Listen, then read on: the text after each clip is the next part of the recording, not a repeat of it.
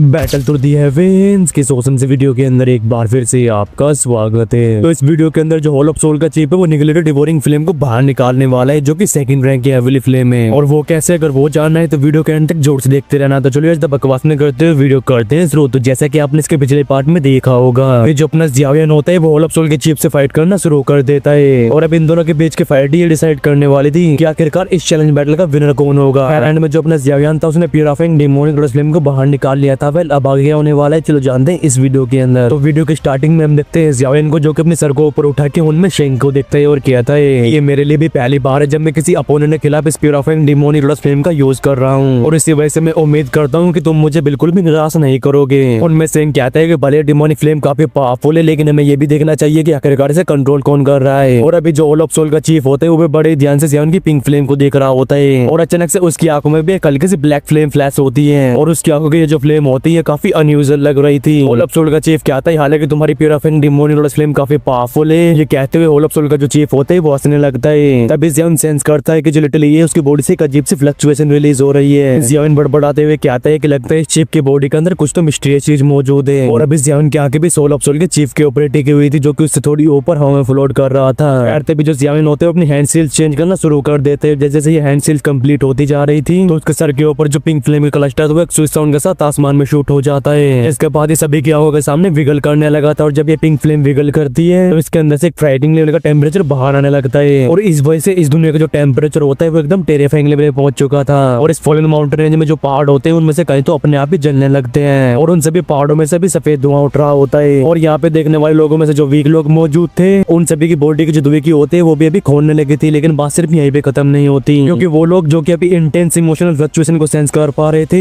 उन्हें फील होता है कि उनकी जो बॉडी है वो धीरे धीरे करके गर्म होने लगी है। और जैसे कि आप सभी लोगों को पता ही है कि प्यूरिफाइंग डेमोनिक फ्लेम के पास एक यूनिक एबिलिटी है, ये किसी के भी इमोशन का यूज करके उसकी बॉडी को जला के राख बना सकती है। और जब आसपास खड़े हुए लोगों के दिमाग में एक ख्याल आता है तो वो तुरंत दुम दबा के भागने लगते हैं। और जब ये सभी लोग उस माउंटेन रेंज के दायरे से बाहर निकल जाते हैं तब जाके इन सभी के दिल का जो डर होता है वो थोड़ा कम होता है। लेकिन अभी इन सभी के जो चेहरे होते हैं वो एकदम हॉरर से भरे हुए थे, और दूर खड़े हुए ओल्ड डीमंस और ग्रैंड एल्डर सभी एक दूसरे को मुंह को ताक रहे होते हैं। और अब इन सभी की आंखों में भी जेली से होती है। वो कहते हैं सिर्फ प्यूरिफाइंग डेमोनिक फ्लेम एक ऐसा ऑब्जेक्ट है जिसके पास ऐसी टेरिफाइंग एबिलिटी है, और अगर कोई इंसान ऐसे इंसान से फाइट करता है जिसके पास ये टेरिफाइंग फ्लेम है तो फिर फाइट शुरू होने से पहले ही उस इंसान को अपने दिमाग को टेरिफाइंग टेम्परेचर से शांत करना होगा और एकदम फोकस मोड में लाना होगा, क्योंकि ये भयानक लेवल का जो टेम्परेचर है ये दुनिया को भी जला सकता है। और ऐसे सीन को देख के जो बुड्ढा हनुमो होता है उसकी भौहें भी सिकुड़ चुकी थी। बुड्ढा हनुमो कहता है जियावियन फाइनली प्यूरिफाइंग डेमोनिक फ्लेम का यूज करने वाला है, और ये डेमोनिक फ्लेम उस लेवल का ऑब्जेक्ट है जिससे कि ये बुड्ढा हनुमो भी आसानी से डील नहीं कर सकता। और भले ही हॉल ऑफ सोल का चीफ कल्टी वाइज जियावियन से एक लेवल हाई है, लेकिन अगर वो थोड़ा भी केयरलेस रहता है तो फिर उसका आना कोई बड़ी बात नहीं है। और डाउन चियानबो भी मुस्कुराते हुए कहता है कि इस लोंडे का लक सच में काफी शानदार है, और एक बार मैंने भी इस डेमोनिक फ्लेम को सबड्यू करने की कोशिश की थी, लेकिन एंड में जाके मुझे भी हार के साथ वापस लौटना पड़ा। लेकिन ये बड़ी अनएक्सपेक्टेड बात है कि ये लोंडा अपनी स्ट्रेंथ के साथ इस डेमोनिक फ्लेम को सबड्यू कर पाया। और इतना बोलने के बाद वो हंसने लगता है और आगे कहता है कि भले ही अभी जियावियन प्यूरिफाइंग डेमोनिक फ्लेम का यूज कर रहा हूँ, लेकिन फिर भी उसके लिए हनुमे शेंग को उड़ाना इतना आसान नहीं होने वाला। और अभी हॉल ऑफ सोल के चीफ की आंखें भी आसमान में विगल हो रहे पिंक फ्लेम के क्लस्टर के ऊपर ही होती है, लेकिन उसकी आंखों में भी एक अजीब सा लालच मौजूद था। यार सभी की आंखों के सामने वो जो आसमान में पिंक फ्लेम विगल कर रही होती है वो तुरंत एक बड़ी सी फायर प्लेट में ट्रांसफॉर्म हो जाती है, और इस फायर प्लेट के जो एजेस होते हैं उन पे अजीब से सिंबल्स होते हैं। और अगर कोई इन अजीब सिंबल्स को ध्यान से देखेगा तो उसे पता चलेगा ये 6 सिंबल्स वही हेवीली फ्लेम से जिन्हें जियावियन ने पहले रिफाइन किया था। और इन अलग अलग हेवीली फ्लेम के बीच में जो कि फायर ब्रीड के बीच का एरिया होता है वहाँ पे भी एक पिंक फ्लेम मौजूद होती है जो कि हवा के साथ सू कर रही थी। यार इस फायर प्लेट के अपीयर हो जाने के बाद जो जियावियन होता है वो अपने एक हाथ को स्विंग करता है, वो कहते हैं एंग्री बुद्धा रीइंकार्नेशन। और जैसे ही जियावियन ये कहता है तो आसमान में मौजूद उस फायर प्लेट के अंदर से कहीं बजिंग साउंड बाहर आने लगते हैं, और इसके रोटेट होने के साथ इसके अंदर से क्रैकिंग साउंड भी आने लगे थे। और इस फायर प्लेट के रोटेट होते के साथ इसके बीच में जो पिंक फ्लेम का क्लस्टर होता है उसके अंदर से एक पप का साउंड सुनाई देता है, और तुरंत एक हाथ जितना बड़ा फायर प्लेट आगे की तरफ शूट होता है। और भले अभी ये पिंक फ्लेम का फायर प्लेट थोड़ा छोटा हो, लेकिन बाहर आने के बाद जैसे ये हवा के कांटेक्ट में आते हैं तुरंत ही 100 फुट का हो गया था। और अपने आकार को लेने के बाद जो पिंक फ्लेम का फायर क्लस्टर होता है लाइटनिंग स्पीड से नीचे के माउंटेन की तरफ शूट हो जाता है। और जैसे इस फायर प्लेट का माउंटेन से कांटेक्ट होता है तो सभी सौडाओं के सामने वो जो माउंटेन था वो तुरंत ही गायब हो गया था, और पहाड़ के गायब होने के बाद वहाँ पे सिर्फ 1000 फुट बड़ा खड्डा रह गया था। और ये बड़ा सा खड्डा इतना गहरा होता है कि इसके नीचे की सतह नहीं दिखाई देती, और ऊपर से एकदम ब्लैक होल की तरह लग रहा था। अभी जियावियन एक बार फिर से अपनी हैंड सील्स को चेंज करते हैं और उनमें से इनकी तरफ पॉइंट करते हुए कहता है गो।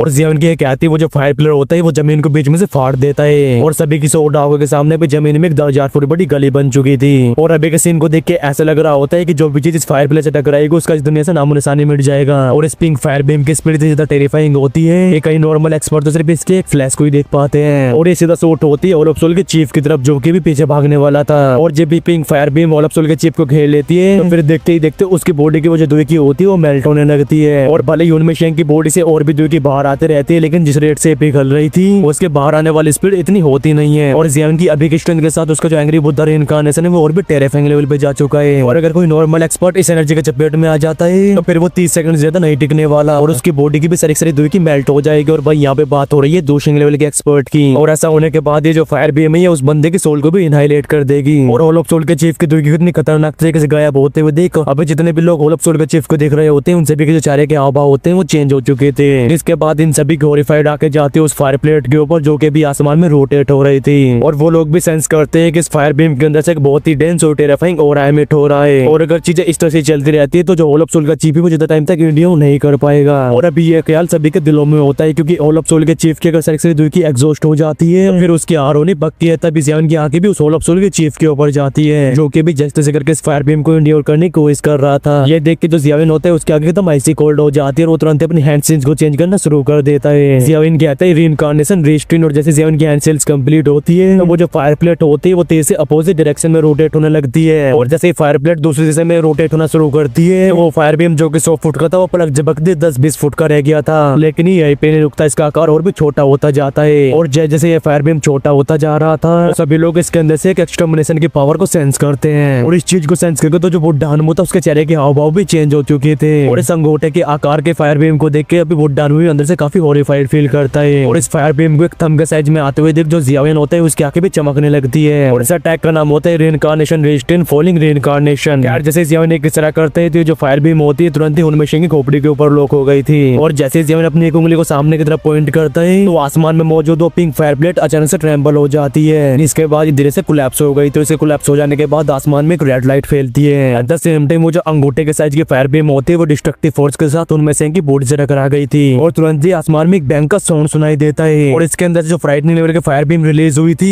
उसकी वजह से जो यहाँ पे पावरफुल दोसेंस होते हैं उन सभी को भी हजारों फुट पीछे जाना पड़ता है क्योंकि वैसे डिस्ट्रक्टिव फोर्स के चपेट में नहीं आना चाहते थे। और इस फायर बीम को लैंड करते हुए देख जो मास्टर यावलो का ग्रुप होता है वो लोग भी काफी खुश हो जाते हैं क्योंकि अगर ये अटैक होल ऑफ सोल के चिप से टकरा जाता है तो फिर उसका इंजर होना एकदम पक्का हो जाएगा। और वे पिल टावर के एंसेस्टर भी उस जगह पे देख रहे होते हैं जहाँ पे वो पिंक फ्लेम एक्सप्लोड हुई थी और अभी उनकी बॉडी भी थोड़ी सिकुड़ चुकी थी। और यहाँ पे मौजूद सभी लोग क्या भी उस जगह पे टिकी होती है जहाँ पे वो फाइटिंग लेवल का अटैक होल ऑफ सोल के चिप से टकराया था। वो कहते हैं कि क्या फाइट खत्म हो गई और बिना किसी डाउट के जियान का जो अटैक था कुछ ज्यादा ही टेरिफाइंग था। और जियान के अटैक से टकराने के बाद ये कोई बड़ी बात नहीं है कि इस फाइट का रिजल्ट सामने आ जाए। और अभी होल ऑफ सोल की जो टोली होती है उसमें एकदम शांति फैल चुकी थी क्योंकि उनमें से किसी ने भी नहीं सोचा होता है कि होल ऑफ सोल के चिप के पास लौट के हमला करने की भी एबिलिटी नहीं होगी। और अभी जब बुड्ढा हुनचियान में होता है उसके दोनों हाथ भी पीछे होते हैं और अपने आसपास होते हुए इन सभी बातों को सुन के उसके चेहरे पे एक रिडिकुलस भरी स्माइल थी। यार अभी आसमान में खड़ा हुआ जियाविन भी उस जगह को देख रहा होता है जहाँ पे वो पिंक फ्लेम बिखर रही है। और भले ही जियाविन अपने इस अटैक के ऊपर पूरा कॉन्फिडेंट था लेकिन फिर भी ना जाने क्यों उसे ऐसा लग रहा होता है कि उनमें से इस अटैक से नहीं हारने वाला। यार वो जगह जहाँ पे की पिंक फ्लेम फैल रही होती है तभी वहां से एक पप का साउंड बाहर आता है और इस हल्की से आवाज सुन के जियाविन का जो चेहरा होता है वो एकदम सीरियस हो चुका था। जियाविन कहता है तो ये घोस्ट अभी भी मरा नहीं है, कहते जियाविन अंदर से और भी अलाउट हो चुका था। और जब वो पिंक फ्लेम फैल रही होती है तो सभी के आगे सामने उन पिंक फ्लेम के बीच में होल ऑफ सोल का चीफ अपीयर होता है। और जैसे होल ऑफ सोल का चीफ वापस से दिखाई देता है तो उसकी बॉडी के अंदर से एक बहुत ही टेरिफाइंग लेवल की सक्शन फोर्स फैलती है और वो पिंक फ्लेम जो कि बहुत तेज से फैल रही होती है उन्हें देख कैसे लगता है जैसे कि उन्हें किसी ने निगल लिया हो। यार सभी की शौक डाउ के सामने वो जो पिंक फ्लेम होती है वो आगे बढ़ रही होल ऑफ सोल के चीफ की बॉडी के अंदर चली जाती है। और भले ये भी सभी ने इस सीन को देखा हो लेकिन फिर भी कोई इस सीन के ऊपर भरोसा नहीं कर पाता और होल ऑफ सोल के चीफ की एक्शन तुरंत ही लोगों के बीच की बातचीत का कारण बन जाते हैं। अभी एक बंदा कहता है कि एक्चुअली में प्यूरिफाइंग डिमोनिक फ्लेम को अपनी बॉडी के अंदर एब्जॉर्ब कर रहा है, ऐसे मौत का बिल्कुल भी डर नहीं है। और अभी होल ऑफ सोल के चीफ को देख के सभी लोग डिसबिलीव फील करते हैं और अभी आगे बढ़ रहे होल ऑफ सोल के चीफ को देख के जियाविन की आंखें एकदम स्टर्न हो चुकी थी। और जब जियाविन देखते हैं कि होल ऑफ सोल का चीफ थोड़ा भी इंजर्ड नहीं हुआ है तो वो भी उसके ऊपर भरोसा नहीं कर पाता। और जो होल ऑफ सोल का चीफ होते है वो भी अभी आसमान में खड़ा हुआ था और उसके चेहरे पे एक स्माइल होती है और वहीं उसकी जो जीभ होती है वो उसके होठों को लिख कर रही थी। अभी अनमेशेंग की आंखें जाती है जियाविन के ऊपर और अभी उसकी आंखों में एक अनयूजुअल सी ब्लैक फ्लेम और एक अजीब सी डिवॉर पावर मौजूद थी। और ये स्ट्रेन सी ब्लैक फ्लेम तुरंत ही उसकी बॉडी से थोड़ा सा बाहर आती है और जैसे ये बाहर आई थी तो अनमेशेंग के आसपास की जो नेचुरल एनर्जी होती है वो तुरंत ही गायब हो गई थी, मतलब एब्जॉर्ब कर लिया। तो उसने अनमेशेंग क्या आता है कि इस डिमोनिक फ्लेम का जो टेस्ट है उसमें काफी डिलीशियस है लेकिन अनफॉर्चुनेट बात है कि ये एसेंस फ्लेम नहीं है। मैं सच में डिमोनिक फ्लेम की एसेंस फ्लेम को टेस्ट करना चाहता हूँ। और जियाविन के बदलते हुए चेहरे के हाव भाव को देख के जो होल ऑफ सोल का चीफ था वो हंसने लगा था। वो कहता है कि क्या हुआ, तुम कंफ्यूज तेज लग रही हो, ये कहती है होल ऑफ सोल का चीफ अपने एक हाथ को आगे बढ़ाता है। एट द सेम टाइम एक अनयूजुअल सा ब्लैक फ्लेम क्लस्टर उसके हाथ के ऊपर अपीयर हो गया था।